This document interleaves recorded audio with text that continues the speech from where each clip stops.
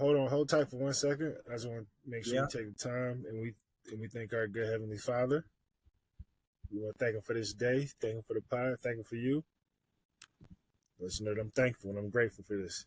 I appreciate you. Let's get to it.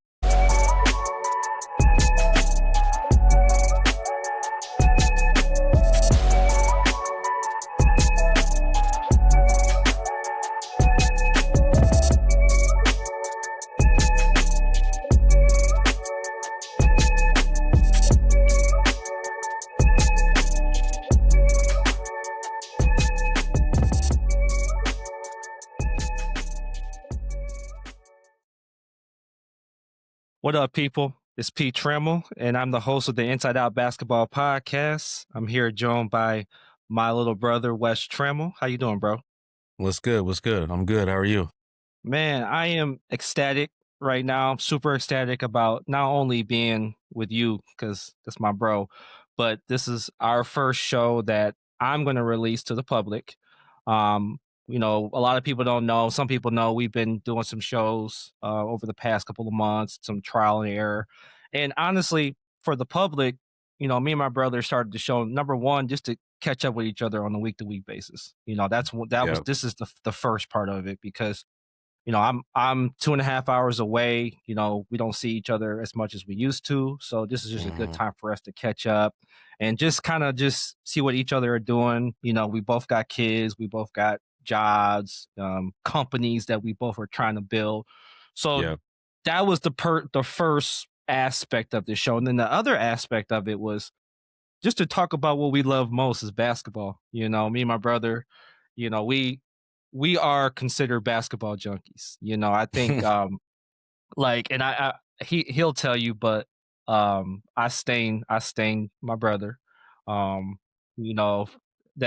I was that weird. I just loved basketball, man. I really did. And as my brother, he just kind of followed in, and then that's kind of sparked our love, and it brought us close together. And I don't think without basketball, even though we would still be close, I think basketball brought us closer. Absolutely. But yeah, how you doing, bro? Talk to me.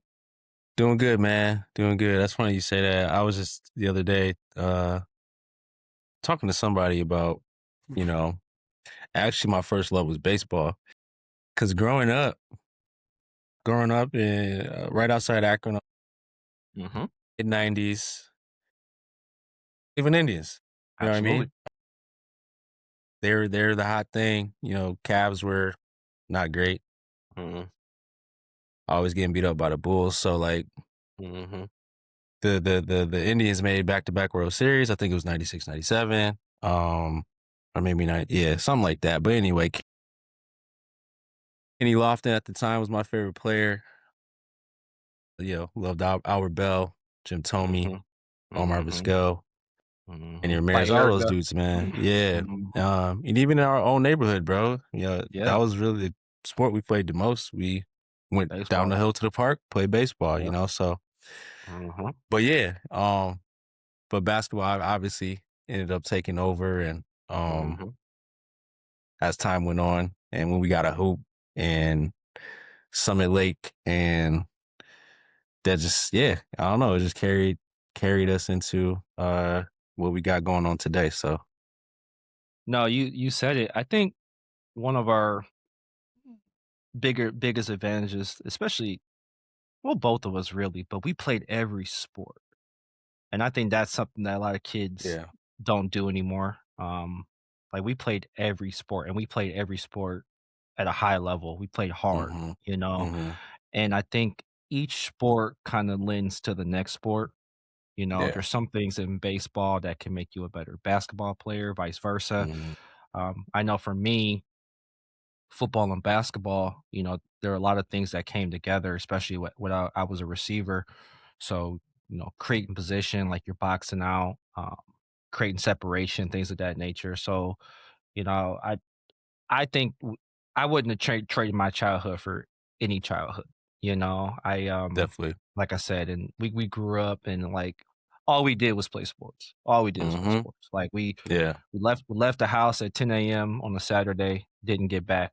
Maybe come back at 1 or 2 to get a glass of Kool-Aid, and then back, and then sometimes it was like, and sometimes it was 2 sports in a day. Like you play baseball in the morning, then you go up the hill to play football. So that was just great times and a great way to grow up. And obviously, we end up gravitating towards basketball. And shout out to Summit Lake. So Summit Lake Athletic Recreational Center.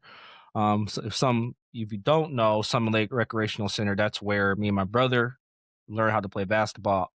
But that was also where one LeBron James was there playing basketball too, and we had the utmost I don't even know what the word is, the privilege of losing to the Summit Lake Hornets.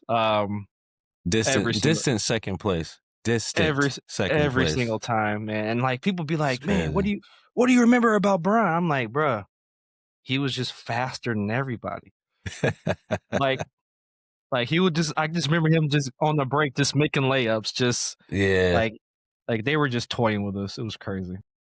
Bro, man, I just wonder, man. I wonder if we would have just finished out, man, high school. Yeah. In Ohio, just like what would happen? You know what I mean? You were supposed to play with him, right? So and then we had to move. Man, I look back at that and like I'm just like, so yeah, that summer of '96, okay. Yeah, that was when we got the news. But like that spring of '96, I got a call. Hey, we want you to come on and play in the AAU team. The AAU team that they were playing for. It was like Drew Joyce and Brian, Frankie Walker, all of them. Like that was the AAU team. Because I remember one of my classmates, Marlon. Remember Marlon? Yeah, I remember Marlon. Yeah, Marlon ended up going to play too. But and I remember, I think I was about to go start playing, and then I think I remember, mom and dad saying, hey, matter of fact, I think they first told us that, hey, we're going to Florida. I think that was the way that they tricked me, and they said, yeah, we're going to Florida. And then I can't remember. I gotta ask mom, but I can't remember if they told us before or I think it was before Florida. And quickly about that trip to Florida, my brother got really sick that trip to Florida. I was just talking to somebody about this other day, but we went to Florida that year. That was '96. So if you remember, that was the year of the Olympics, Summer Olympics in Atlanta. We drove through Atlanta. We actually stopped at the Martin Luther King's house, and we picked up some Olympic memorabilia and all of that. Then finished the drive down to Florida. And I would say like 48 hours into the trip, my brother was in the hospital with an appendicitis. So that I wouldn't say it ruined the trip. It just changed it for sure. Y'all were straight. Yeah, we listen. I got to eat Shoney's every day. We had a good time, man. At the end of the day, I think the biggest thing was you came out healthy because it was very serious, and then we got home, and then we had a new basketball hoop. So I was like, "Thanks, bro. Thanks for getting sick." That's the plus side, and we had that hoop, bro. I mean, we changed it went through different versions of that by like a new rim or a new backboard, but we had like the base of that mug for like 15 years. Bro, we wore that thing like out, that. bro. Yeah. So growing up, and I didn't plan on doing this. So growing up, we grew up playing all sports, but when we played basketball, so we grew up in an apartment complex. So that's kind of where we grew up. And so each apartment block complex has like a little garage, little one car garage, and above it there's like a gutter for the water. So nobody in the neighborhood really could afford a basketball hoop, or really not even afford, but like have somewhere to keep it, because it was just not conducive to that. And then our park in our neighborhood didn't have a basketball rim, so we really didn't have nowhere to really go to play basketball. So we played gutter ball. So we use the basketball and then you shoot it.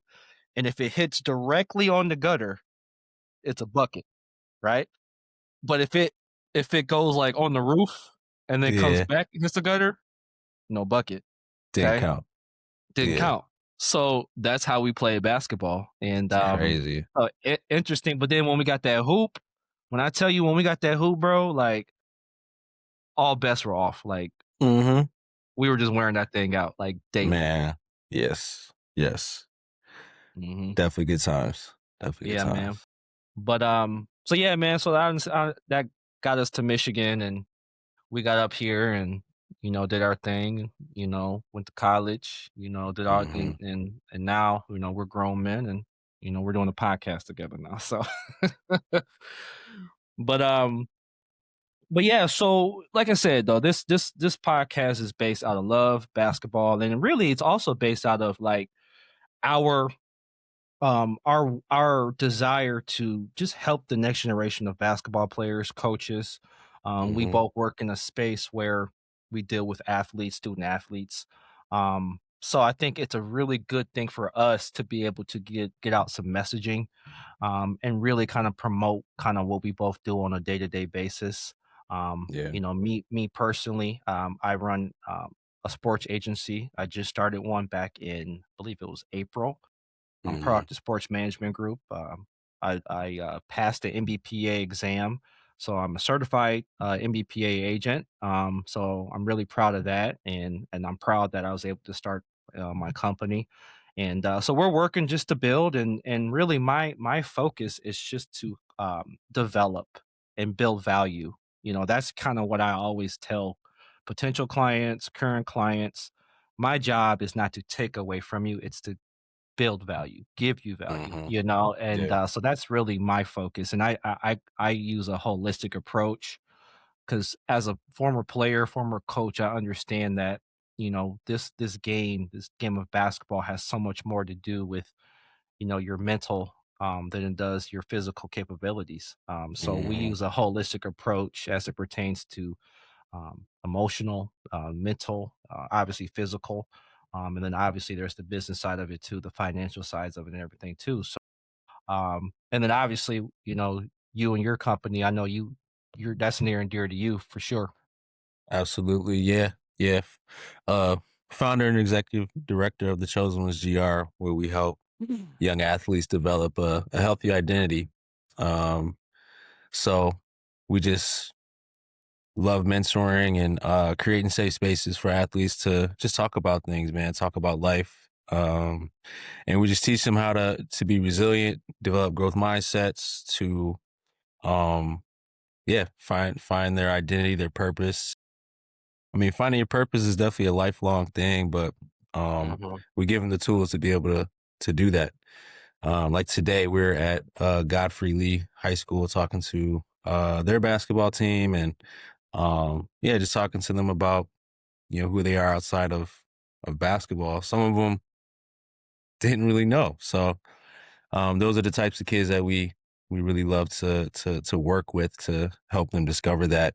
Not to say or not to tell them that basketball is not that important. It is. We love basketball, but when you know what you have going for you outside of your sport, like, hey, I'm really good at this. I like computers, or I'm really artistic. Love being creative.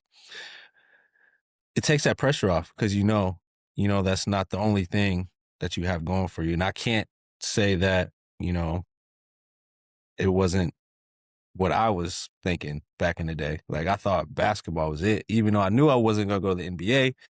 I'm like, basketball's the only way I'm gonna get to college, and then I'm gonna go overseas and play until I retire. Like, because that's the only way I thought I provided value to the people around me, and that's the only way I thought that I was gonna be successful in life. And once basketball ended for me, it was like, what am I even living for? So, trying to train kids to be able to not have to go through that, because it's a really painful process. Man, you said it, man. And I mean, not nothing to live. I mean, and I get it too, because I went through a similar situation myself when basketball stopped. And for me, it kind of stopped as a pro. Yeah. And a lot of that was self-inflicted. I think my pro career would have been longer if I probably would have made some better decisions regarding, Yeah. my body and things of that nature. But yeah, so I went through a phase where I had to reestablish, who I was and my value. Because again, I mean, I still go through it to this day. I think that's kind of why I still kind of work closely into the sport because I still think it is somewhat part of my identity. Yeah. But I think in time, me as a player, that has sailed away, and I've Yeah. developed some other ways of value as it pertains to the sport. I was a coach, Yeah. so I'm always going to be part of the game, but Mm-hmm. more or less giving to the game, not what the game is giving to me. Taken from it. Yeah. And I think that Y- that's the difference. Yeah. The first person who helped me understand or helped me see, that we have identities outside of basketball.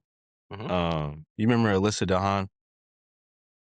She Granville, played yeah, Michigan Granville, State. yep. Michigan Yep. State, yeah. Hmm. So shout out to Alyssa, one of the nicest people you could ever Hmm. meet, man. For sure.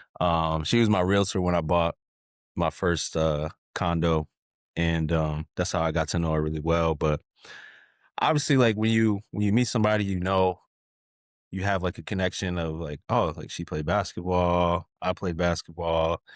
She went to Granville, I went to Jensen, so we probably know a lot of the same people. So I'm just like bringing up basketball, and of course I'm kind of fanboying too because she played at Hmm. Michigan Yeah. State, Yep. had a shot to go pro, miss basketball, all that stuff. I'm like bringing all that up, and like I don't know, man. She's just like, oh yeah, yep, I did that. I'm like, yeah. So how was it playing? The big time D1. Oh, it was pretty cool. Like it was just like very modest about it. Hmm. Um, she played with Maya Moore on the U19 team. Just all sorts of amazing stuff that most people would wear on their chest. Like, oh yeah, like I did all this. Like, um, and she was a realtor, had her own business. Like she didn't even utilize that. Like most Right. people would be like, oh, former Miss Basketball, Right. Michigan State, basketball player, like probably on their website. And like she didn't do any of that, bro. Hmm. She was just her. So I asked her, I'm like, yo, like, why don't you like to talk about that stuff? She's like, oh, it's not that I don't like to talk about it. It's just that was part of my life back then. It's over Hmm. now. I'm in this part of my life now. This is what I do. I love who I am now. And at the time I was like, huh? But Hmm. I totally get it now. I totally get it. Like Hmm. basketball is more than her more basketball was what she did. It wasn't Yeah. who she was. So Who she was. Hmm. yeah, bro. So that she was the first person to help me see that differently. And I think that's great, number one, because Yeah. I think for her, especially playing at that level and being who because she was a star since high school. I remember going to Mm-hmm. watch her play, so she was always Mm-hmm. a star. And I think for me, not to talk too much about myself, but I think my biggest transition was trying to figure out, you know, basketball is what I did, but I think who I was at my core, I was a competitor, right? Yeah.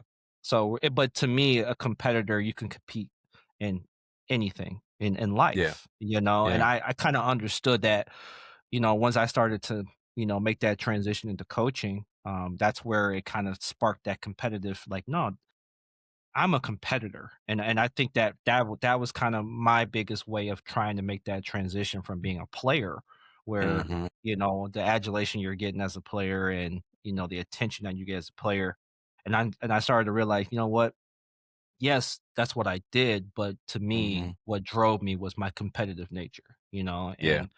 and I'm the type of person that I'd like to win everything, Yep. and so Yep. I think again, I think every former athlete will be able to. And that's why we're going to have some former athletes on this show to kind of talk about that transition, because I think Mm-hmm. that's going to help other people in that transition, and it's going to help younger people kind of mentalize things a little bit more and try to make Yeah. them understand that, hey, yeah, this is kind of what you're doing at this moment, but this is not who you are, Right. so those are just great conversations to have. And, maybe we can get her on the show one time. We'll see. Maybe she'll talk about it then if we get her on the show. Hey, I would love that. I'll definitely ask her. Yep. But jumping into the first quarter, news around basketball powered by Ball Game Media, our friends at Ball Game Media. That's one of the partners that I work with. I'll send out the link and stuff to their website, but Ball Game Media just develops content for NBA basketball. So shout out to the guys at Ball Game Media. But the first topic is the NBA Cup. It was last night. The Knicks defeated the Spurs 124-113. Jalen Brunson wins NBA Cup MVP. I thought it was, first of all, I thought it was a good game. Number one, I think the games have been competitive since the genesis of the Cup. And me personally, I think overall, I've enjoyed the Cup. I've enjoyed just having something to play for. The thing about the NBA season, and even it's like this with college too, nobody really pays attention until after the new year. Right. Especially in college, it doesn't, because here's the thing with college. The teams are gonna, you're so much of a different team than you are in November versus you are in February. You're a completely different team. You're a different player. So a lot of times, I'm not really paying attention to right now I'm paying attention to college basketball because I'm scouting, but most people don't pay attention to like January, February in the heart of conference schedule.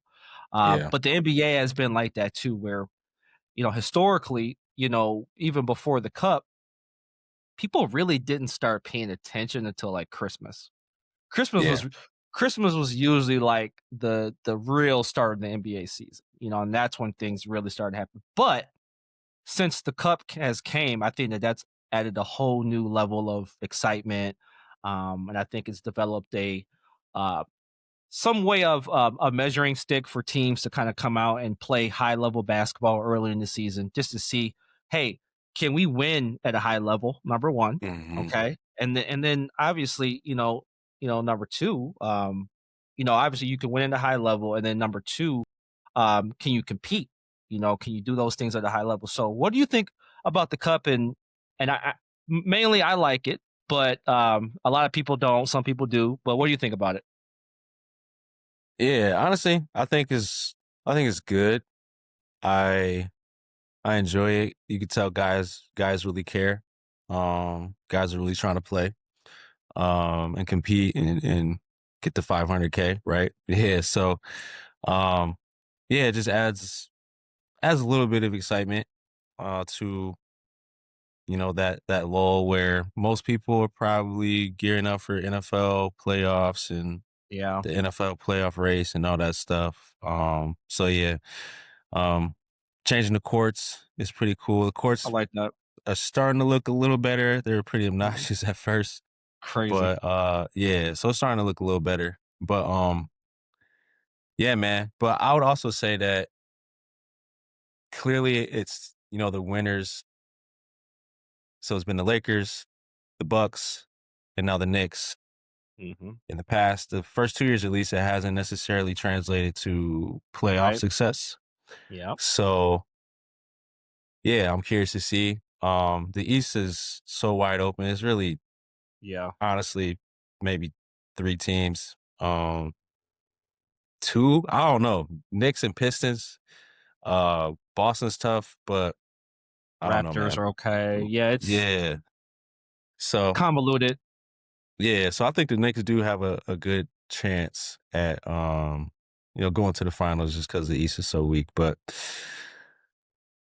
I don't know. Even though the Knicks won, I think the highlight and what people are excited about is the San Antonio Spurs because, dog, like who saw Dylan Harper just like already just kind of like, just already, bro, like kind of figuring it out and playing a huge role in the team. And also you obviously got Castle, right? And then, in Wemby. So like Wemby is not even starting right now and on a minutes restriction. So that wasn't even like the full version of the Spurs. So I think the game would have been different if Wemby was fully healthy and all that stuff. So I don't know. I think the NBA, bro, is setting up for some crazy playoff series between Spurs and Thunder for the next like 10 years, bro. It's gonna be crazy. Well, you said it. Like I'm so impressed by the Spurs. They're probably my favorite young team. I mean, I like the Thunder. I like the Rockets' young core. You know, there's some other young teams around. The Magic, they're a good, fun young team. Pistons are a good, fun young team. But the Spurs, the few things that I like about the Spurs is they have kind of took those values that Pop and those guys had, and it seems like those values are still entrenched into this team. Because like when you watch them, they play hard every night. They play defense. You know, they're out there playing together. They're playing team basketball. The Spurs, it's almost like a college where it's like, hey, no, we're the same. You know, this is Duke. We're gonna be Duke. You know. Yep. But in terms of their personnel, here's the thing. I love Dylan Harper. Even before the draft, I fell in love with him. Obviously, Ron Harper's son, growing up Bulls fan, you know, watching Ron Harper, and then his son. He had a son actually before that came out, Ron Harper Jr., who was in the G League, who was a pretty good player. But his Dylan is just, tell you what, he's coming. And the one thing about him, even Cooper Flag as well, but the one thing about Dylan is I haven't seen a young player in a while, 19 years old, and he's not even sped up. Yeah. You know what I mean? Like he's just plays at his own pace. I love him. And then Castle is just a wrecking ball. And you know, I remember when he came out of UConn, and I was trying to figure out what does he do? Like, what do you do? You know, I think that's a question that a college coach will ask a player, or I'll ask a player, like, what do you do? If I bring you on my team, like, what are you going to bring to my team? You know? And I couldn't really answer that question with Castle because it was like, okay, he's okay shooting, you know, is he a point guard? But then when you watch him play and then you kind of go through his numbers and he makes such an impact on the game. Gets second chance points, finishes strong. I mean, just a really good player. So yeah, that team, I'm excited to see them grow and I think they're missing one more piece. I think for me, I haven't been the biggest De'Aaron Fox fan. I think he's a good player. Don't get me wrong, but I think the fact that Harper is starting to ascend, I think that's going to make Fox expendable, especially before the trade deadline. So maybe we can see a package with Fox, a couple players for, I don't know, Giannis or another player that's going to, you know, bring some, bring another element to what because I still do think they need another piece for them to be able to compete with OKC and Houston, Denver, those teams like that. I saw a funny tweet today where what did it say? It says something like you can always count on Harrison Barnes missing wide open threes when the championship is on the line. Come on, man. Come on, dog. Look, man, look. Like, we talk about that 2016 finals, like, yeah, you can say, oh, if Draymond wouldn't have got suspended, Cavs wouldn't have won. Or some people are saying like, oh, Steph wasn't healthy. But I think the series or two before that, when he came back and hit like 9 threes against Portland, he was like, I'm back. So I remember. He was back in his mind. But anyway. You're okay. Yeah. But honestly, it was Harrison Barnes to me. That dude was ice cold that whole series, like missing everything, bro. And if he would have just hit some of those shots, bro, I think the series. Obviously, the Warriors probably would have won in maybe 6 or 8. Yeah, but like, yeah, man, I don't know. He's had a good career. He's been in the league for a long time. But I remember when he came out of high school, when he went to North Carolina, and it was like he's probably like the next Kobe that like they're saying, like, you know what I mean? Mm-hmm. But yeah, he just was kind of underwhelming, but very much. Yeah. Well, he didn't ask for those expectations. No, he didn't. He didn't. You know, I think he's maximized. Because even at Carolina, when he came to Carolina, I was expecting. I was like, yeah, let's go. But then I started to watch him. I'm like, oh no, he's not that good. Yeah. But he still was a really good player. Still went lottery. You know, still has made a pretty good career. I mean, he got a couple contracts off of Golden State. He signed a really nice deal. So I think he's one of the, I don't have the stat in front of me, but he's one of the better, over the course of his career, one of the better corner 3 shooters in the NBA. And he's made a mark to be able to do that. So shout out to Harrison Barnes. You won us the 2016 finals, Harrison. Thank you. Thank you, brother. Along with Kyrie Irving, LeBron James, Game 5. Hey, listen, just a breakdown of that series. Like I would watch that series, every game in that series again, just for like the theater. You know, because the theater in that series was just crazy, man. Like when you throw in like the whole Draymond with the you know, the punch on LeBron, and then and then, you know, I think that was that the same series where Brian blocked Steph and he was like, you know, saying what, that was the same series? Yep. Okay, because I was trying to think. I didn't know if that was 2015 or 2016. That was 2016. So and that was the same game where Steph threw his mouthpiece and through the mouth guard. Yeah. So it was just a lot of theater because I think it was game. I think Cleveland lost game 1 in Golden State. They won it. I think we're down 2-0. Weren't they down 2-0? Down 2-0. Yeah. And won game 3, lost game 4. Well, lost game 4, but then game 5, and then honestly, game 5 was probably the best performance at that level that I've seen 2 people in my life. Like, insane, you know, and we're gonna get to LeBron James in quarter 3, but man, that performance that Kyrie. I mean, listen, and here's the thing: Clay was guarding Kyrie that whole game. Clay was just like, I don't know, man, just tremendous basketball. And but yeah, man, shout out to Harrison Barnes back in the day. So but yeah, so again, just to close on the cup was great.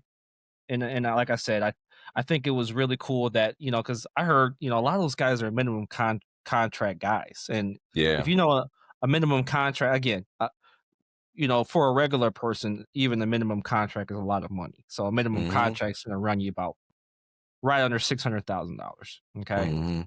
Really good money for, you know, anybody else, but from an NBA circles, that's minimum, you know. Double your money.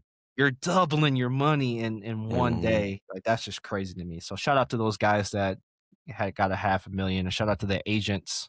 They're going to get a cut of that commission too. So shout out to them too. But and then we're going to continue, and this is going to end the first quarter, but we're going to talk about some prospects. So college basketball starting to warm up. Again, I was just telling you earlier that, I said on the pod that, you know, a lot of people don't really pay attention to college basketball, but this year, I think is the year you might want to pay attention to some guys early. Number one, I think the whole product of college basketball has gotten better over the last couple of years. It's especially with, you know, the NIL and, you know, teams being able to add players and things like that. I really enjoy the quality of basketball in college right now. I really do at you know, Power 5, Power 4 level, even some of the, you know, the mid-major levels. Is really good basketball going on. But this year, no, I was gonna say it kind of when college basketball was getting stale was when the one and done movement started happening. and before the transfer portal. So like that window, college basketball was definitely struggling. But I think I have mixed feelings about the transfer portal, but I think the transfer portal has really like solved that problem indirectly in a way. Yeah. Because, in the 90s, you had guys staying 3-4 years, right? So now you're getting transfers from D2s, mid majors to the big schools, and these guys are juniors, seniors, even like fifth year guys. So we're having older, more mature guys playing at a high level, and it's not just all freshmen and sophomores and things like that. So I think that has something to do with it, to be honest. For sure. I think it's the NIL. I think for me, in my opinion, I think it's In the the NIL, NIL. yeah. I think guys are staying, some guys who might test the waters, before NIL, they might not even test the waters. They might just, hey, no, I'm going to go get another year under my belt and play college basketball. Yeah. I think NIL has created a level of, allows teams to reload. It's almost like free agency Yeah. where, you have your guys, but then like, hey man, if we can add a 4-man or we can add a shooter to this mix, then that's going to take us to the next level. So, and again, I'm with you because I work in the business, but I don't love everything about the transfer portal. I really don't. Yeah. And when I talk to clients or potential clients, I don't even talk about the transfer portal because I think that to me, no, I don't even like to even start conversations about that. My conversations are just about name, image, and likeness. Transfer portals are last bit conversations that we would have if there's a situation where you just feel like you're undervalued or you just want to go Yeah. try something new. Yeah. But even with that, I still think that there needs to be some more regulation as it pertains to the transfer portal. Right. Maybe like a one and done type of situation where, hey, listen, you get one transfer and that's it. I Um, agree.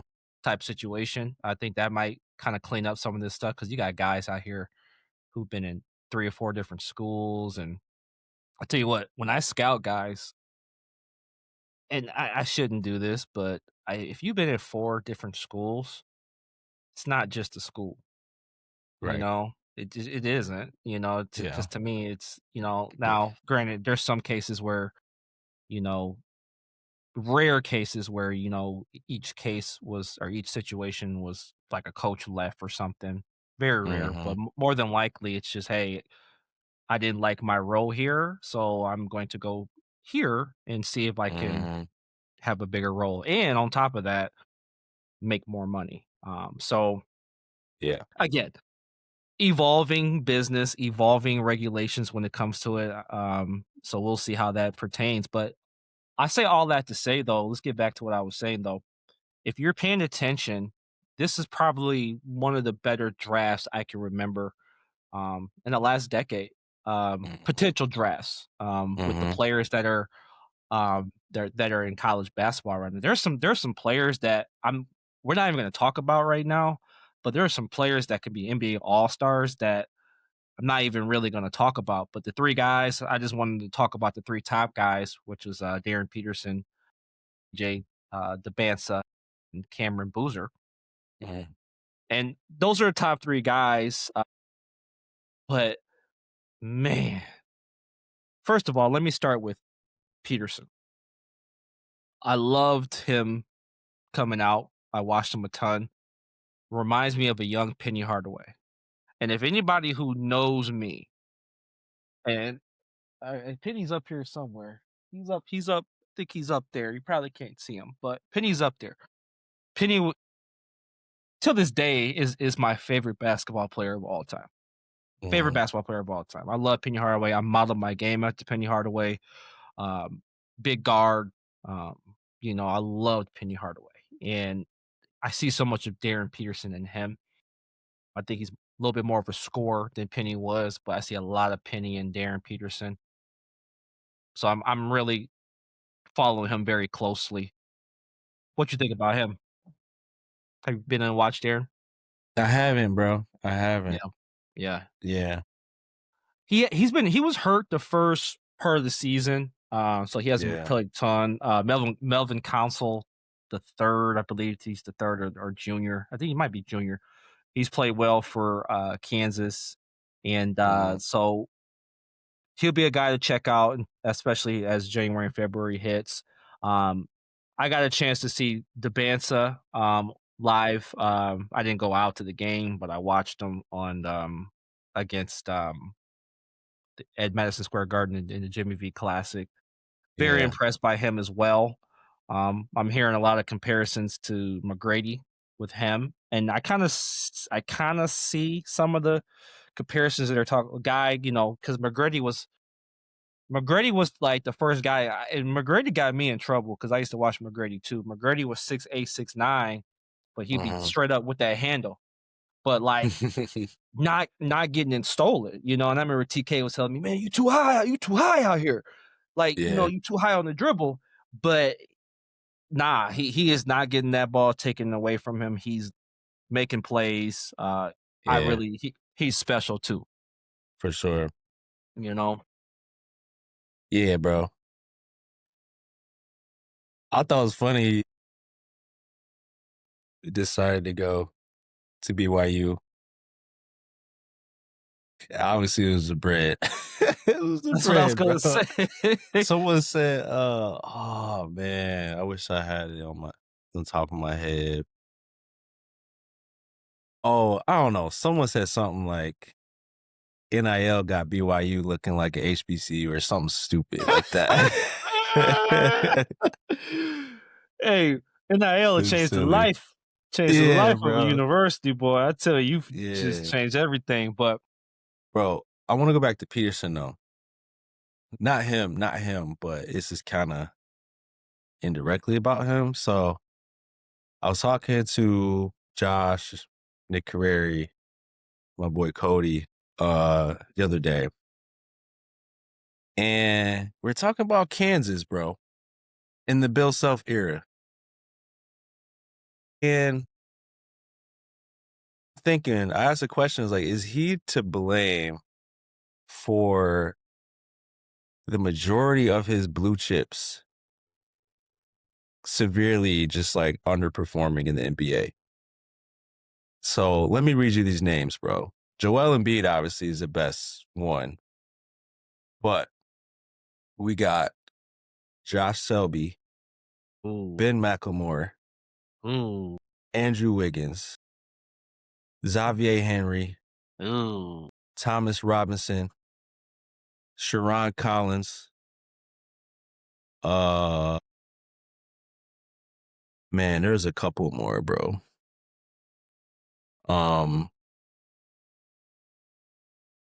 Yeah, I can't. He had Chalmers. He had the Morris twins. Yeah.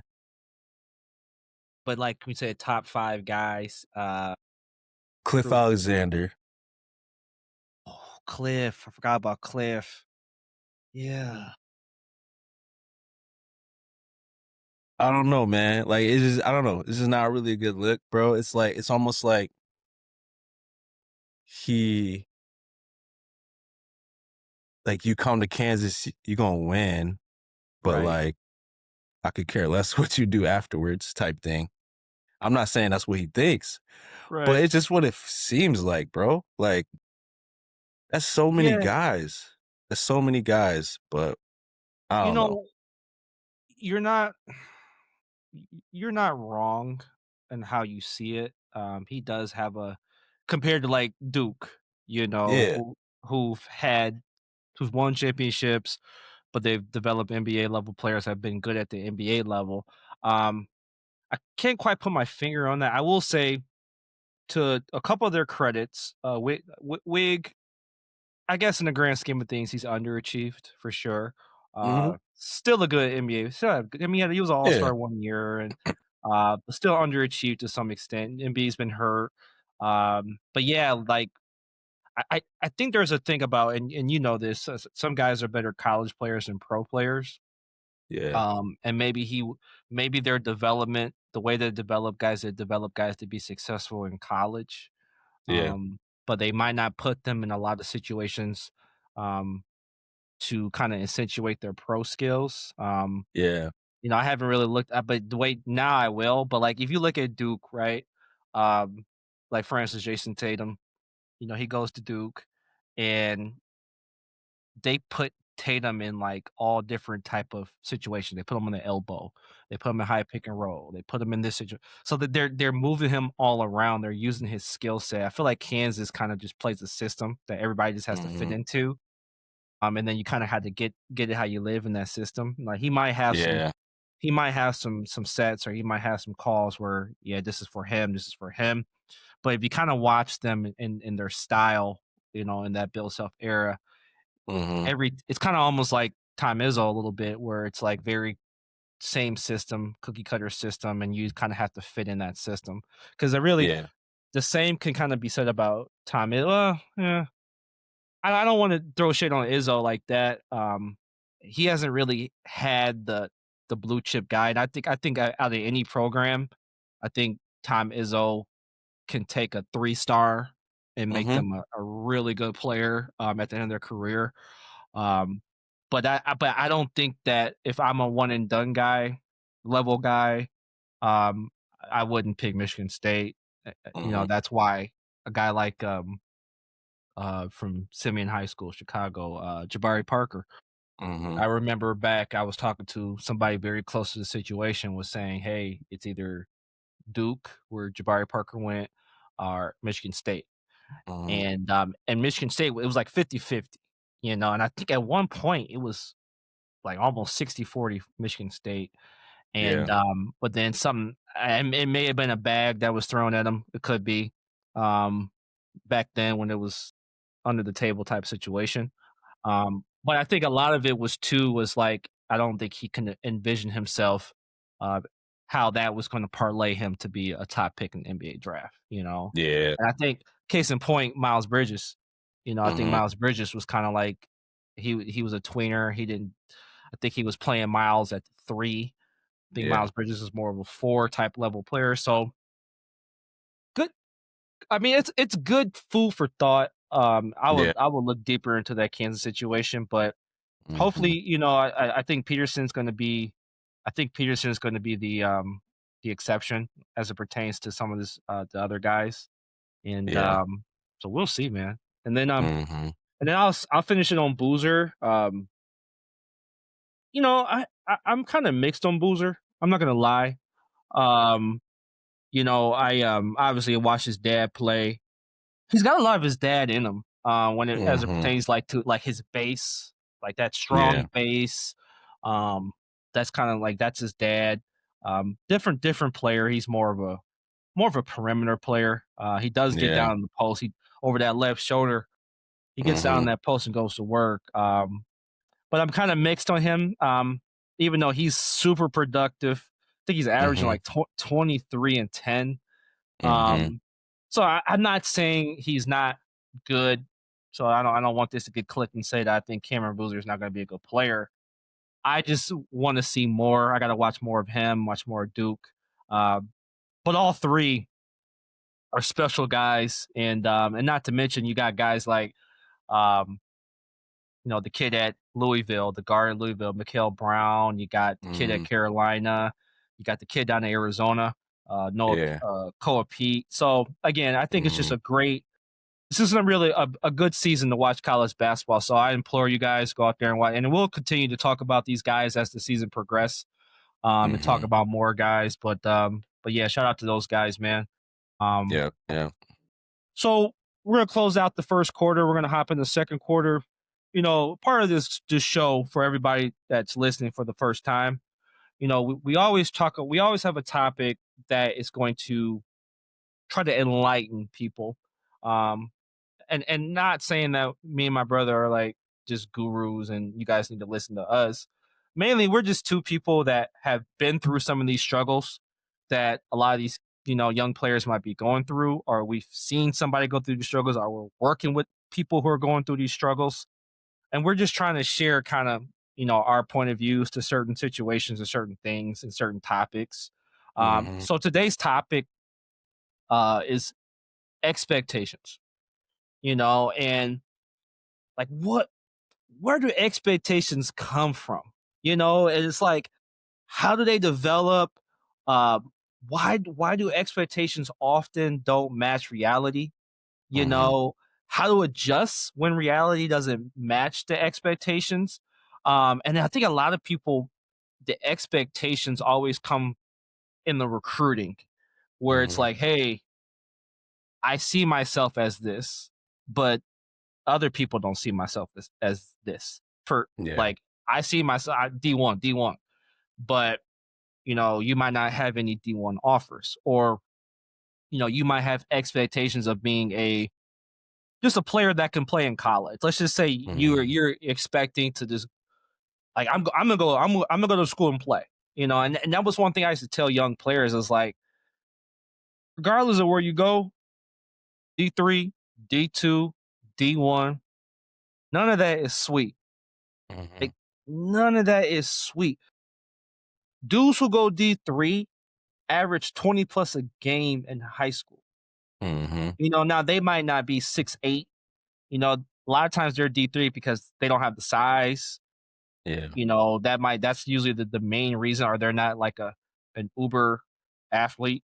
But as it pertains to playing this game, like, if you're playing at any one of those levels, you can play basketball. Absolutely. But I think, with expectations, and I'll let you jump into it, but like, expectations sometimes come from guys, like, look at themselves and they look at the best version of themselves, right? And that's their expectation, is to be in the best version of myself. So, like, in their mind, if I'm the best version of myself, then that's, D1, NBA.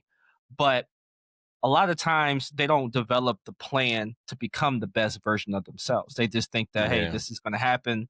I'm going to expect this. But expectations are a very strong thing. Expectations are something that can hinder you, or they can motivate you, and dedicate you to the process. But, before I even jump more into expectations, tell me what you feel about expectations, like, in terms of where they come from and how do they develop, and how can they potentially hinder you? How can they potentially dedicate you to a cause? For sure. Yeah, I think expectations can come from all sorts of angles. Number one, it could come from having an older brother and having that, the same name. Like, you were so and so. Okay, yeah. So I expect you to be just like your big brother This is or your good. big sister, right? Or your dad. Who's your dad? Who's your dad? You know what I mean? It could come from, maybe watching other people, watching people that came before you, or saying like, oh, I'm as good as that person, right? And things like that. So yeah, I think expectations can come from all sorts of angles. But just like anything in life, just not in sports, if you're not surrounded by people that will, like, tell you the truth and tell you where you really are, and that's in basketball or singing, rapping, like, we've heard some mixtapes that are trash, Right. right? But if you don't have those people in your circle that's going to tell you and give you like an accurate assessment, people that you can trust, people that actually have knowledge of what it takes to get to the next level, you're automatically going to have expectations of going much higher than what you realistically can go. Lofty. Yeah, like, I think it could go either way. Like, it could be, oh, I'm trying to go to Duke. Like, I've talked to plenty of kids. Oh, I want to go to Duke. You know what I mean? But there are some kids too that have severely low expectations as well. Yeah. They might have just like low confidence, and it's like, bro, have you seen yourself play? Like, Yeah. just because so and so is getting offers over here, like, don't mean you won't. You know what I mean? Like, you are on your own path, your own lanes. Yeah, but I think most have super high expectations, but there are some that have low. You said it like with the support system, like there's this like protection of confidence. Yeah. People are trying to protect, you know, they don't want to have that tough conversation with you, Yeah. and I think that that's the worst thing for a young player is a parent or a coach or somebody that's very close to you in that situation that is just trying to protect your confidence, Yeah. or feeding you information that at the end of the day is going to hinder you. You got those parents that say, "Don't worry about what your coach say. I just want you to shoot the ball when you get it," or Man. or yelling from the crowd like, "No, you shoot the ball, just shoot it." Right.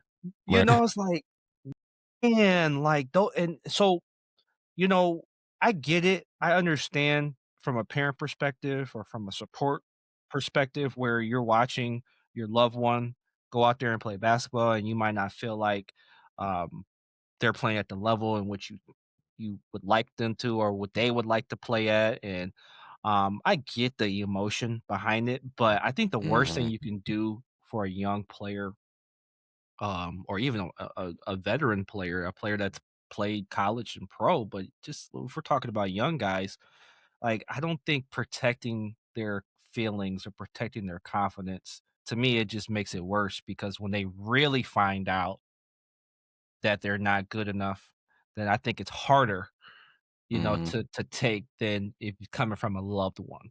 Yeah. Where it's like, sometimes, it's just better to hear it from somebody that you love than to find out from the player that is saying that you're trash and you're not supposed to be out here. You're not supposed to be on the same court with me right now. Yeah. Yeah. So I think there's like that's going on though, bro. Like these are not naysayers, but these people are massaging egos. They're just trying to protect confidence. Yeah, man. You know? It's detrimental. It's detrimental to the kid. It's just like, what message are we sending them subconsciously? Yep. Because it's going to carry over. It's going to carry over into professional life, work, all that stuff. Because what's it going to look like when that kid grows up to be an adult, and then they're working at an organization, and then evaluation season comes around, and then that manager tells them, "Oh, hey, man, listen, we do a scale of 1 to 5, 5 being great, 1 being not so great. I gave you a 2 here, I gave you 3 here, I gave you a 2 here, I gave you 3 here, and I gave you 1 here. I need you to continue to develop." What's that person gonna do? Most likely, I think this person is gonna be offended, Yep. probably blame the manager, probably blame other people around him. "Oh, he's not doing this for me. She's not doing this for me." And probably quiet quit, or quit in general, resign, and find another organization that, that would try to help him or her, you know, keep that confidence, right? It's just creating, a monster in a way, I think. Yeah, I mean, and I love the way that you equate things to real life because Yeah. all of this is relates to real life scenarios. And little you guys might not know, the public might not know, my brother's worked in HR, so he's Mm-hmm. gonna definitely say some HR things, but yeah, man, no, that's just, I mean, that's just part of it. And I think that if you can have tough conversation, I went to a PD one time for work. It was Mm-hmm. called Crucial Conversations. Yeah. Learning to have a crucial conversation. Mm-hmm. Um, and it was actually one of the better PDs I've been to, because it definitely kind of showed you how to have a tough conversation with somebody. But Mm-hmm. that tough conversation, usually there's constructive things that come out of a tough conversation, right? A lot of people Yep. feel like a tough conversation is going to be destructive, but Mm-hmm. a lot of times, yeah, it's a tough conversation, it's a tough pill to swallow, but then Yeah. now you can get better and build from that tough conversation. Mm-hmm. Again, same thing happens with sports and with playing basketball. If you have that tough conversation with the player or whoever's going through it, then they can grow from a tough conversation. And I'll say this too, and I'll just another point I was going to make, these expectations are unrealistic per se, because I think, especially in sports, we start playing a sport when we're 5, right? I'm better at 6 than I was at 5. I'm better at 7 than I was at 6. I'm better at 8 than I was at 7. So, like, I think there's this idea that when you get to the high school level, or even when you start playing competitive basketball, that you're just going to get better. Like, there's a linear progression. Like, I did this as a junior, so I'm supposed to do this as a senior, Right. and and some players believe, well, I did this over the summer, so I'm supposed to have success, and it's just, and I'm kind of going, we're kind of going through a similar situation with, people that are close to us, but it's like, that's not how it works. And I think that, when you have this unrealistic expectation that you're going to be this, you're going to be that, I think that you lose track of how you get to that point. You lose track of the process and the journey. You just think that it's going to happen. It's going to happen by osmosis. It's just going to happen because I'm thinking about it. I'm manifesting it, so it's going to happen. That's part of it. That's part of it. Manifesting it and believing it, and putting thought and putting love into it. But then there's also a practical part of it where it's like, okay, yeah, but you gotta do this, you gotta do that, you gotta do this, you gotta do that. And I think that that's where a lot of young people miss the boat. I think that they just feel like, I and sometimes it could be part of the program that they're in. Hey, I'm a senior next year, so I'm going to play regardless because I'm a senior.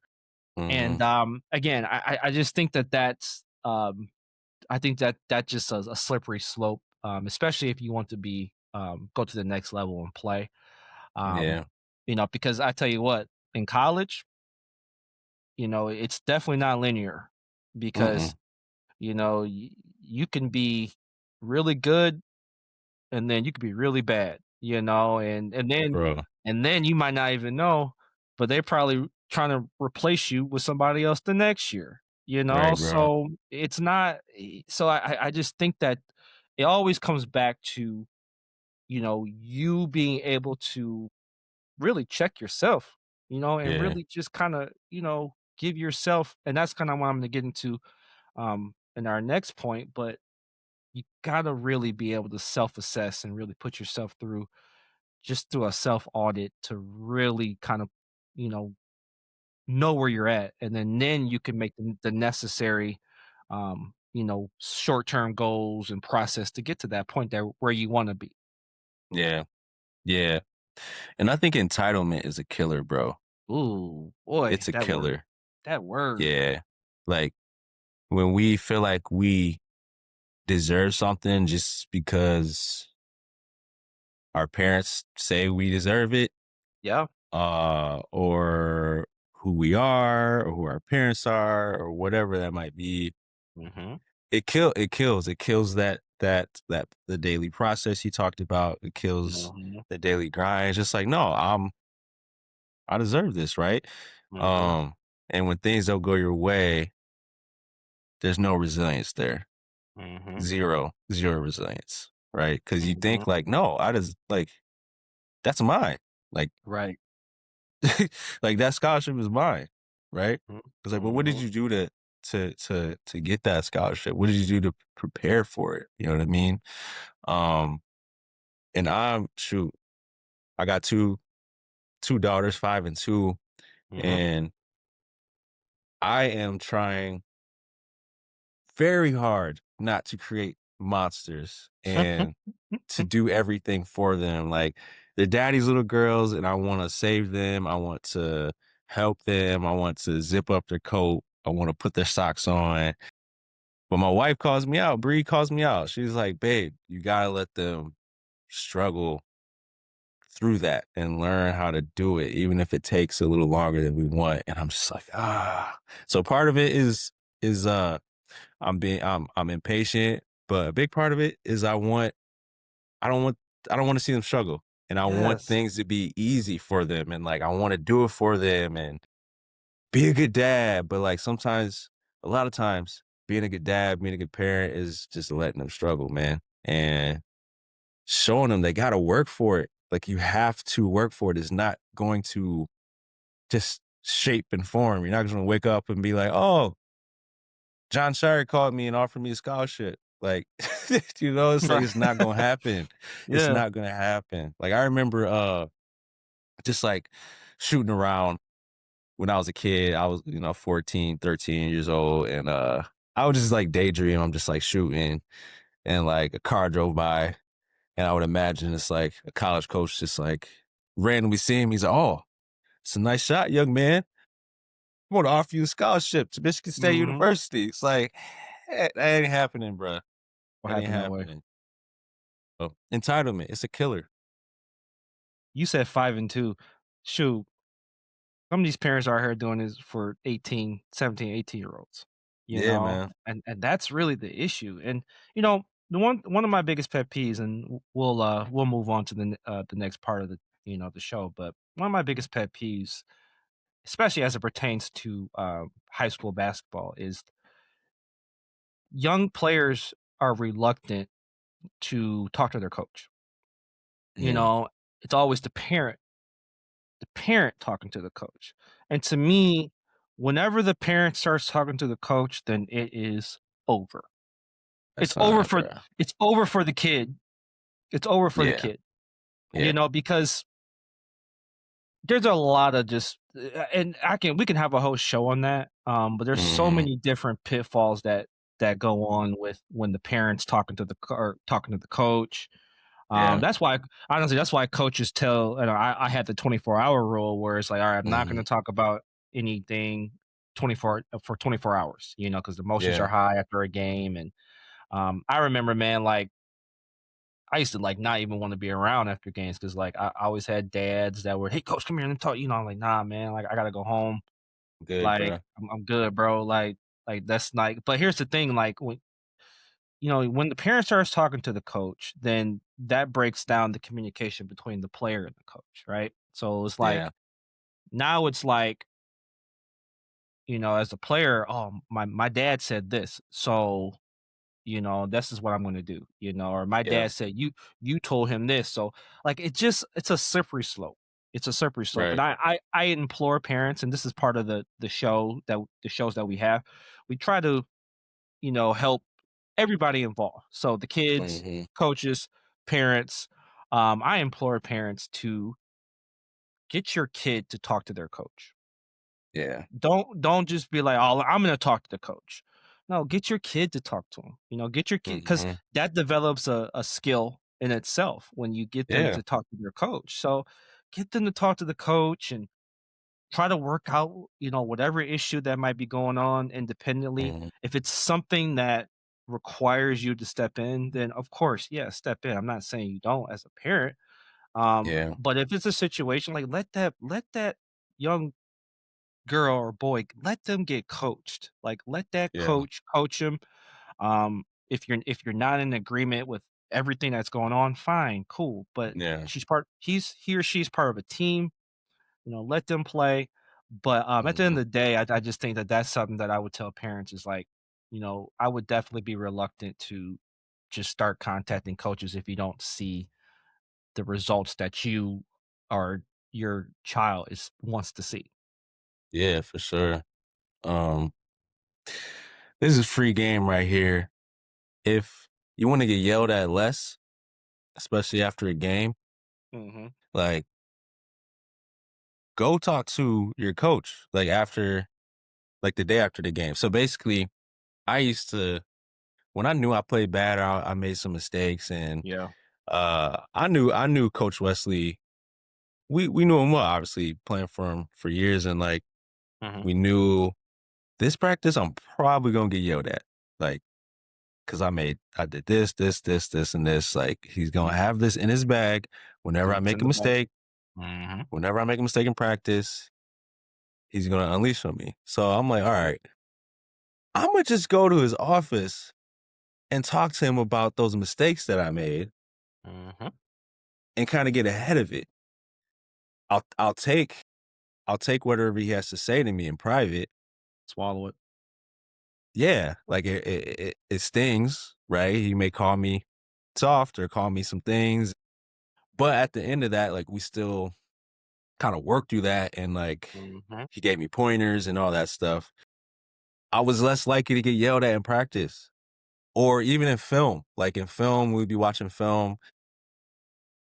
If you just go into film butt naked and not, you know what I'm saying, thinking everything is sweet, you're going to get killed.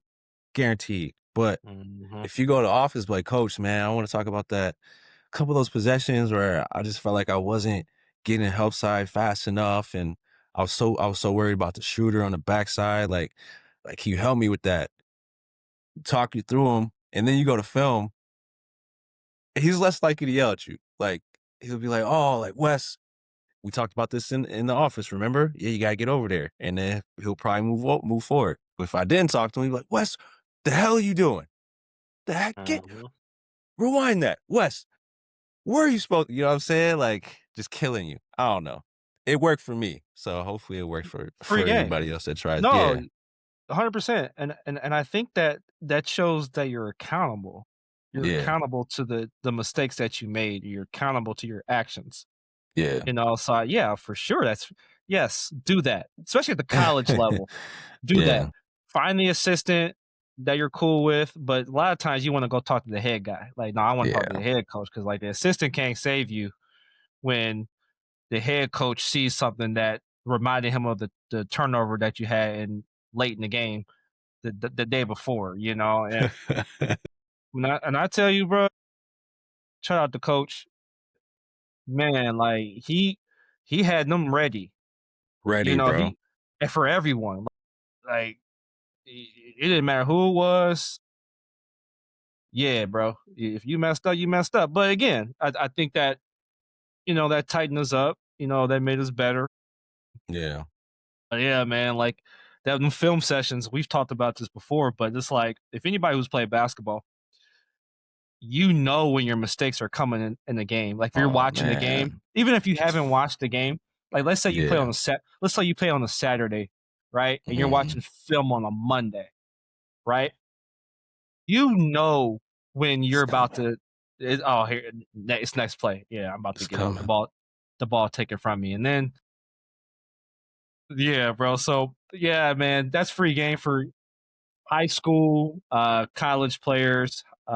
You know, go talk to your coach. You know, please just go talk to him after a bad game for sure, because again, it could bridge some type of, you know, communication between the two, and again, it shows that accountability. It softened the blow. Okay, it'll soften the blow. Listen, I'm trying to be like politically correct about it. It won't get you murked at practice the next day. The very least. Go talk to that man or go talk to that woman, you know, so you can kind of soften, you know, it's like coming to mom and dad when it's like, you know, it's like before conferences, you know, you got a bad grade and you come to mom and say, hey, mom, you know, I just kind of been struggling with this science. I've been working hard.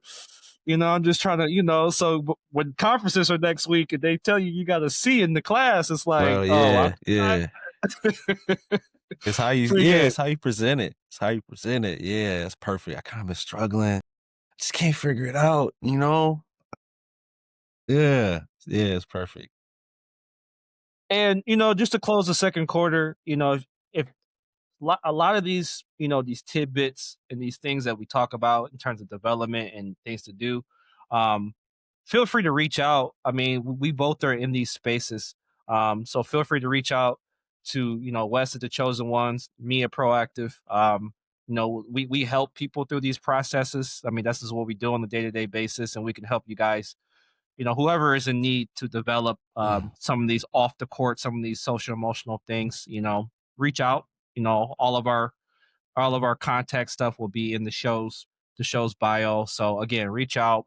This is what we do. This is who we are. Mess with us. All right. Yep. So we're gonna speed through some topics because we want to get to a topic. Halftime. We're gonna kind of speed through halftime a little bit. I did want to kind of incorporate some high school basketball. I'll go really quick. I just kind of wanted to talk about a few things. We'll talk about more high school basketball down the road, but we do speak about Michigan high school basketball. I was going to mention a couple of teams, two teams in particular, two top teams right now in the state, regardless of class, East Lansing and Rockford. East Lansing, they're led by KJ Torbert, Kelvin Torbert's son. Right now, he may be the front runner for Mr. Basketball in the state of Michigan. Bowling Green State commit. I actually started thinking about him the other day. He hit a game winner against King. If you want to go see a cold game winner, go check out KJ's game winner. Cold game winner. I would have put it on the show, but I didn't post the video.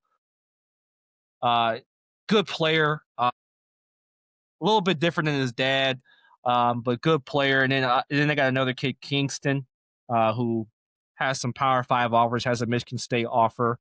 They're right now, they're the top team. They're taking on Lansing Waverly in their next game, which is, I believe that is tomorrow, I want to say that, or Friday. But they play Lansing Waverly, which is led by Rod Watts, who Rod Watts is runs the Mustangs, and me and my brother both were Michigan Mustangs. So shout out to Coach Watts. Shout out to KJ in Lansing, East Lansing High School. They are defending state champions. So we will be making sure that we follow and give you updates on East Lansing down the road. And then Rockford, me and my brother are very familiar with Rockford. Took a lot of L's against Rockford. Good program historically. He's historically back, obviously back when I was in school, Rockford was a really good program. They won a state title when I was in high school. Mike Riddell and the bunch. But they have a really good team this year. When I think probably pound for pound, probably the best team in West Michigan, I will say. I mean, there's a lot of good teams in West Michigan, but they're led by Jake Boscom, Central Michigan commit, who I heard was a really good player. Yeah, he's nice. Shout out to him. They just beat Unity Christian the other day. Tough matchup. And they're taking on Brother Rice Monday at the D zone shootout. Brother Rice has a good young guard. So shout out to those two teams. Like I said, I want to make sure that we touch upon high school basketball because we're in the state of Michigan and we're connected in those circles. So this will be a platform to not only talk about high school basketball, but, bring on some high school players, coaches, and really just kind of promote the game at the high school level. Yep. So speeding through halftime, this is a topic that, I wanted to get to, and this is kind of going to, I won't say in the show, but this will be the last, I guess, big bulk topic that we have. So there was an interesting clip from LeBron James's podcast with Steve Nash. Was it the Mind the Game podcast? Mind the Game podcast. I was going to post a clip in my in this show, but I'm afraid to get sued by so I'm not going to put it in there, even though there is a Fair Use Act does say that you can post videos if you are using them for commentary purposes. But I'm gonna just not do it, just because I just don't want to go down that rabbit hole. Word. LeBron James made the comment, or it was a question. It was a question on what was the best version of LeBron, and it's so crazy. I don't know if you saw. It's like a graphic or a stat. Like they say, like LeBron's could really have had like 3 Hall of Fame careers or something like that. Yeah, is it like 3 crazy. or 4? Because if you look at It's it, like 3. like you look at that first stint in Cleveland from 2003 to 2010, then you won 2 MVPs. No, wait. 2. You won 2 because you won 4 together. He's only won 4. Yeah, 9 and 10. Obviously taking the team to the finals. It fell short in the years because he had Boston, he had Orlando in the East. And then obviously that run in Miami, that historical run, was a career in itself. Won 2 MVPs, 2 Finals MVPs. And then you look at the run in Cleveland. You know, and then even the run, so you could really say 4 because he's pretty much played in every place. I think Miami is the place that he probably played the least, obviously, 4 years there. Sure. But the question is, what is your version, or who do you think, or what do you think was the best version of LeBron James? Now, this is the question I want to ask my brother, who might be the biggest LeBron James fan that I know. And that probably came from me. I'm a LeBron James fan. I was probably a bigger LeBron James fan when I was younger. I'm not as much of a I love him. Don't get me wrong. I love him. I think he's great. At one point, I was like, you know, it was him and Kobe for me. So I was going through a little phase between two. I still love him, but my brother is a LeBron James guy. So Wes Tremble, what was the best version of LeBron James? Man, I struggle with this so much. I do believe like 2018 was, oh my gosh, it was incredible. And it's the way he carried that squad, the shots he was hitting, fadeaways, mid-range, all that stuff. But I just think 2012, 2013, I think that was his peak for sure. Just like physically, his field goal percentage, shooting like probably 60% or something like that. Effective field goal percentage over 60. Yeah. It was like, it was just really, not that it wasn't easy in 2018, but it was just so easy in 2013. I think at that point, it just wasn't a debate of like who was the best in the NBA For sure. At that time. Right. Because Kobe was on his way down. AD was on his way up. So it was like kind of between those two guys. But yeah, man, as much as I love 2018, it was a fun season, but 2013 for me, bro, it was just like, and then you count I think it was like 27 game win streak that the Heat had, and yeah, I think that's hard to top. Let me ask you this, because I just came to my mind. 2018, was that the first year without Kyrie, or was 2019 the first year without Kyrie? 2018. 2016 they won. 2017 they had Kyrie and lost in the finals. Lost it to KD. 2018 it was like, well, they had Isaiah Thomas, but he was hurt. Right. It was like George Hill was the starting point. Yeah. And they still had JR and Shump. Kevin Love. Kevin Love and Tristan. So yeah, they were like a 4 seed, I think, in the East that year. I think Toronto was the 1 seed that year. Toronto was the 1 seed. They swept Toronto. Did they sweep everybody that year? I want to say they swept everybody that year. No, well, they swept Toronto. They were down 0-2 against Boston. You're right about that. Yes. And and then they came back and won. That was in game when Cleveland forced a game 7. LeBron hit that 3 over Tatum and bumped him in the chest. Yes.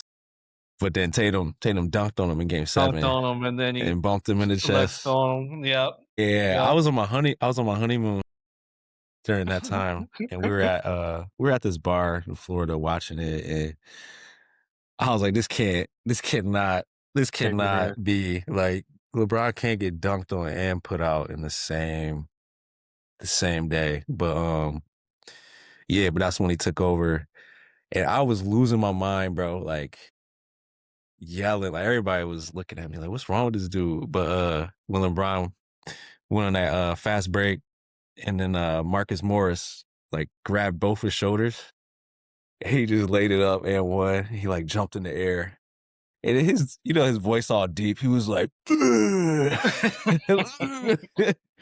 was like, ah. But yeah, man. And then so I went a whole 24 hours having no idea who won Houston and Golden State that year. And that was wild, crazy series. Yeah, because we went on a cruise. We hopped on the cruise ship, and they didn't have the internet up yet. Oh, wow. So everybody that looked like a basketball fan, I was like, you know who won the game last night? They're like, no, we're trying to figure it out. Like, we all went a whole day without knowing. Like, in my mind, I'm like, okay, if Houston wins, like, yeah, we can beat Houston, but if Golden State wins, we already know what it is. So, and then some dude found me. He was like, yeah, Golden State won. I was just like, so I'm gonna cut you off, but like, I watched that game. That was the Chris Paul got hurt, and then that was the Harden game where it was like, and they were up in that game too, and Harden just could not missed like 27 threes. Shot. Yeah. And like it was almost like Golden State was giving them the game, but that was wild, bro. I was pulling for Houston to win it. And mainly because I was like, I was kind of turned off by the Warriors. You know what I mean? So at that point I was just like, you know what? I ain't really trying to see them go to the finals again. Cause I was like, y'all gonna win. It's gonna be Cleveland. You're gonna beat Cleveland. So at the end of the day, I was just like, I ain't trying to see that again. But yeah, like you said though, 2018. And I'm gonna get back to that in a minute, but let me go through some numbers really quick. So, and I'm gonna tell you what I believe. So, I think the consensus from pretty much because I've done like I've looked at a lot of people's answers and I've gone through a lot of different just the stats and even what LeBron said, because LeBron, I think LeBron felt like that 2018 version was probably his best version, and I have an argument for that because I do agree with some of those sentiments. But let's just talk about the consensus. So I think the years that I believe that the best years he had were 2011, 2011, 2012, 2012, 2013, and then 17, 18. Okay, those are those 3 years. Okay, so let's talk about those 3 years. So let's talk about 11, 12. Okay, 11, 12. Okay, 11, 12, 27.1 points a game, 8 rebounds a game, 6.2 assists per game, 53% field goal percentage, but that's not even effective. Like effective field goal percentage was higher. 36 from 3, 77 from the line. MVP that year, 4th in defensive player of the year, and finals MVP. Now, if you remember that year, that was the retribution year. So that was the year that, and even Shump said it in his pod, that was the year where Dwayne Wade and Brown was like, nah, bro. Like, we're at the cup all day. You know what I'm saying? Like we ain't settling for nothing. And I think like even LeBron had that year, it was the second highest made 2-point field goals made per game in his whole entire career. I think the first was like 2007 or something like that, But he made a considerable effort to get to the rim. And I think that probably came straight from Pat Riley. Get to the rim, shoot less threes. And again, I think that ended up coming to fruition because they ended up winning Finals MVP. And that was the year they won their first title. That was the KD year. I believe that was the Boston Game 6 year. Yep. That was the Boston Game 6 years. That's scary, LeBron. Okay. So that's 11, 12. Let's get to 12, 13 though. Okay. So 12, 13 was similar points, 26.8 points a game. He pretty much averages 27 a game his whole career. Okay. Yeah. 8 rebounds again. Same numbers pretty much. Higher assist total, so 7.3 assists per game. 7 from the field, 57% from the field, 40 from the three, his highest 3-point field goal percentage, 75 from the line. So he had a 40. So he had a 50-40-75 split. So for LeBron James, that's pretty good split. And MVP, second in Defensive Player of the Year. Robbery. And then the Finals MVP again that year against the Spurs. They beat the Spurs. Yeah. All right. Yeah. First of all, 11-12 to me, that was just like, it was almost like, yeah, bro, getting over the hump, about, like as he would say, about damn time. Again, 2011, 2012, I can't argue with that year. That was just beast. I've had it, LeBron, like, nah, no more. You know what I'm saying? Like, I'm winning this thing. Then 12-13 was a little more, he was more seasoned. And I think that might have been the same year. Was that the same year when he had the Batman mask? 13, I think it was, yeah. So again, but that was the year where Marc Gasol won Defensive Player of the Year, correct? Yep, and he got second team All-NBA. Make it make sense. Just make it make sense. You know what I mean? Like, I still to this day, like make it make sense. Because I want to say who was was it Dwight Howard? It had to be Dwight Howard, first team All Defense that year. Maybe I would like say. Yeah, either it wasn't Dwight Rudy. or I don't know if Rudy was in the league by then. Maybe Tyson Chandler in New York. I don't know. Could have been. I'll go check out. I should have checked it out. So that year, and then we'll go 17-18 again, 27.5 a game. Now this is where like 17-18, like there's an argument. He got his rebounds up to 8.6, and he averaged 9.1 assists a game that year. 54 from the field, 37 from three, 75 from the line. Okay, was second in MVP. That was Harden's year. And if you go back and look at Harden's numbers that year, it wasn't really like they were like the number one seed in the West and then he averaged like 36 that year or some crazy stuff like that. So he was going to win MVP that year. And then we'll go through the numbers. For me, game 1 of the 2018 NBA Finals will be remembered by J.R. Smith. Jeez. But I remember game 1 from the 2018 NBA Finals because in that game, I have never seen a better basketball player than LeBron James. Like, in that game. Now, granted, we can get into the discussion about him and Jordan. That's one thing we could talk about. But I'll just say this. In that game, I've never seen a better basketball player. I believe he had 51, 8 and 8. Just controlled the whole entire game. I would say, and I remember this vividly, bro, and you remember it too. I think what really got me, like when I was like, oh yeah, Bron's on one today. He had Livingston. He was coming up the left wing. I remember the play. Coming up the left wing, and then came to his right, and then went middle, and still had Livingston on his hip, and then just rolled him to the rim, and then just went up and just came down with two. Yeah. It was two-hand. Two. And I'm like, yeah, Brown on one today. Like, like Brown on one today. So for me, I would say 12-13 LeBron was like 12-13 LeBron was like a cyborg. It was like 12-13 LeBron was like the first Terminator, where it was like you just can't stop him. It was just over. I think the 17-18 LeBron was like an evolved Terminator. Like I'm still that dude, but like I'm more polished. I can get to different spots on the floor. I could beat you differently than I could back in 12-13.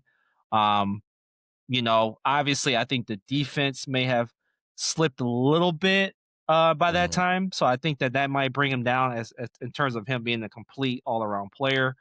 But when as it pertained to just him as a player, especially on the offensive end, and then even in that game, I don't think I've ever seen a better basketball player than Game 1, 2018 LeBron in that finals. Yeah. That was my favorite game ever, and then it quickly turned into one of my least favorites. So, right. Just pleading with him, like, you can't be serious, bro. Like I said, me and my wife were on a honeymoon. And we're on the cruise ship.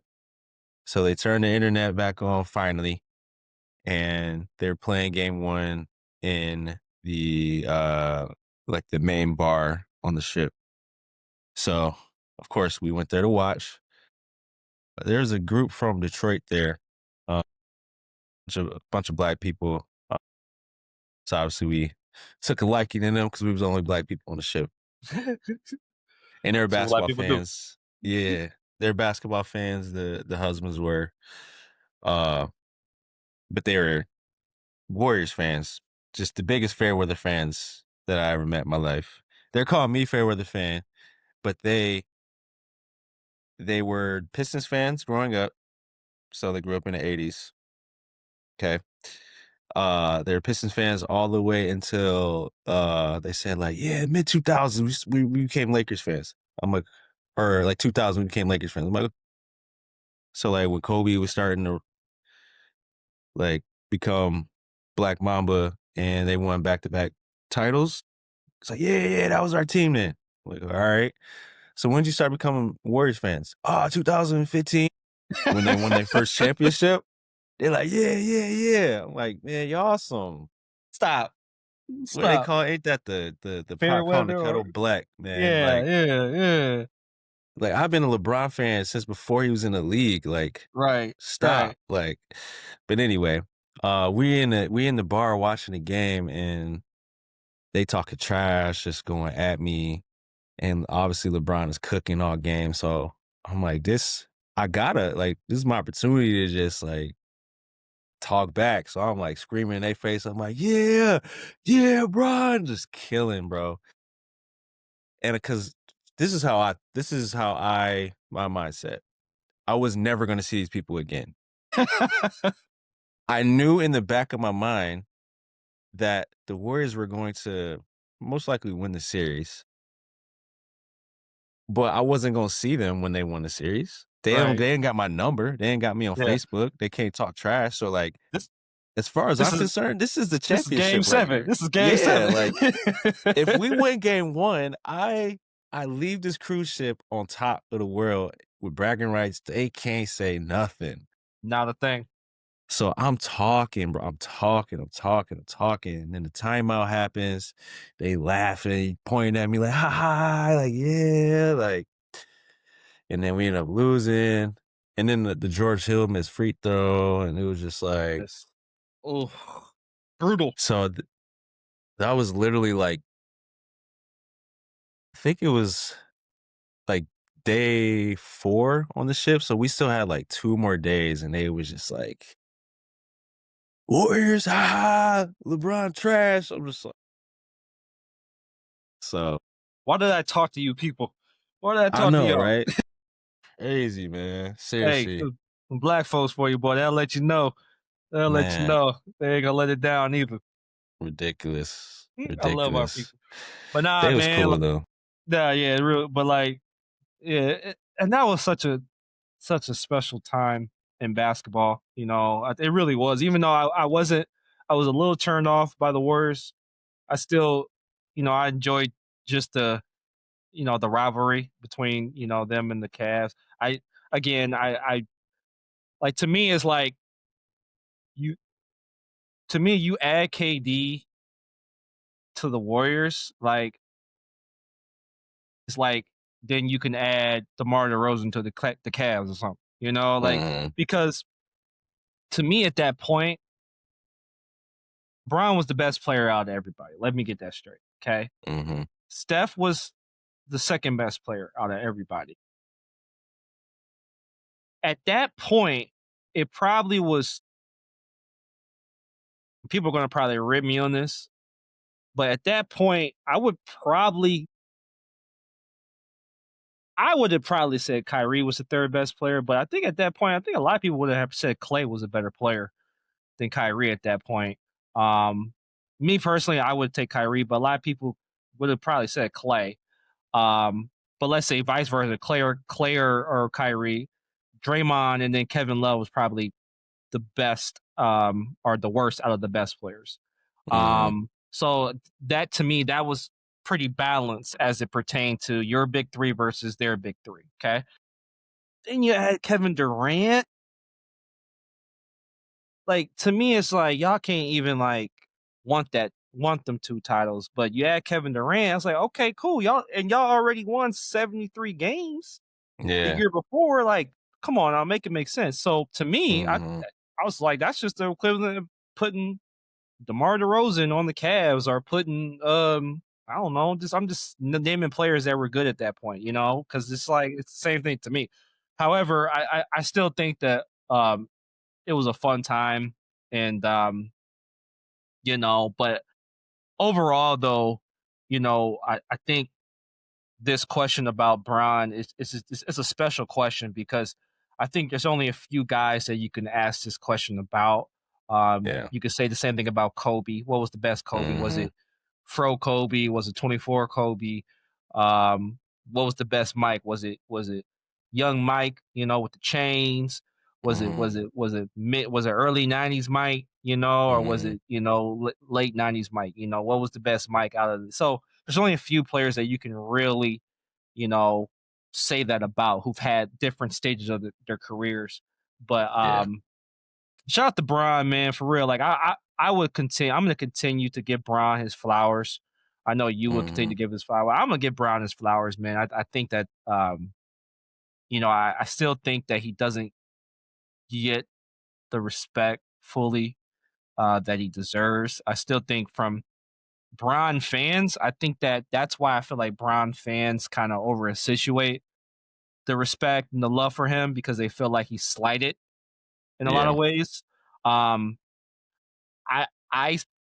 I think that he's right where in terms of the consensus, I think he's right where he's supposed to be.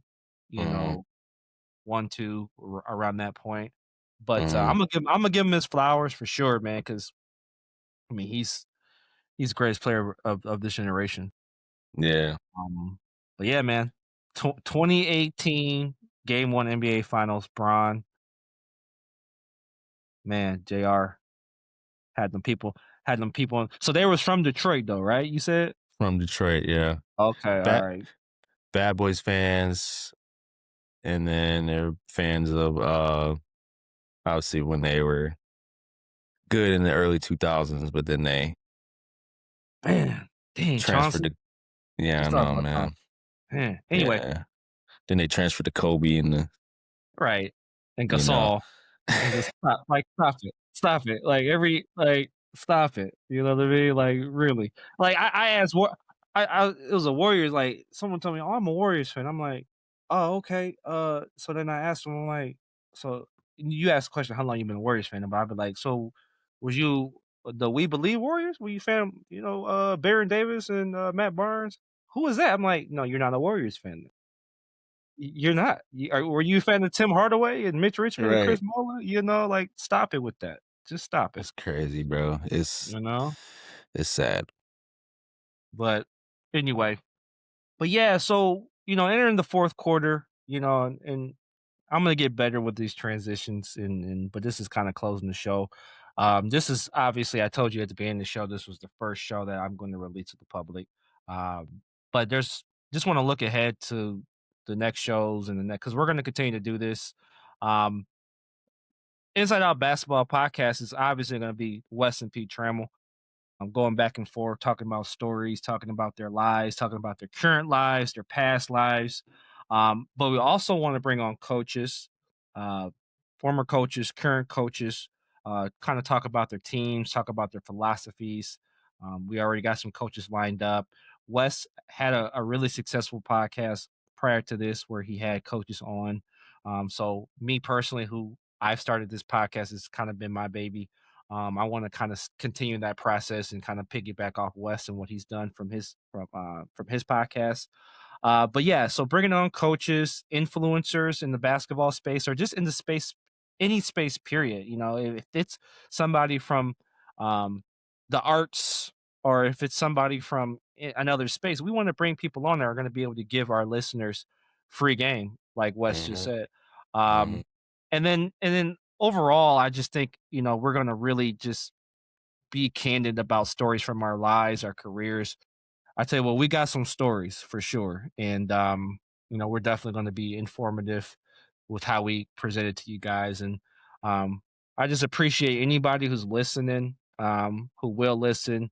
I appreciate you guys. And I'm not doing it to get views. We're not doing it to make money. I said why I'm doing it at the beginning, and that's how I'm going to continue to do it. So be on the lookout for the pod. Going to be on all platforms. Definitely going to be posting clips to our socials and things of that nature. So appreciate you guys.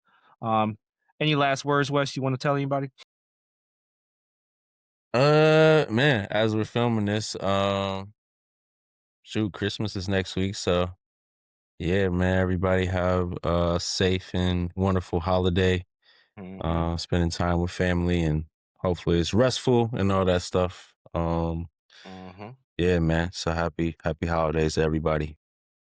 Yeah, speaking of that, so we'll figure out how we're gonna, you know, we'll talk about it our next couple of weeks. We're both going to be off of work, and we might try to get an episode in maybe between now and the new year. But be on the lookout for this one, and then I'll be in touch with you guys going forward. In the new year, I will be releasing an episode every week. These next 2 weeks, we'll see. It's kind of a weird time in the year, but we'll figure it out. But all in all, I appreciate you guys. This is Pete signing out. We'll see you guys next time. Deuces.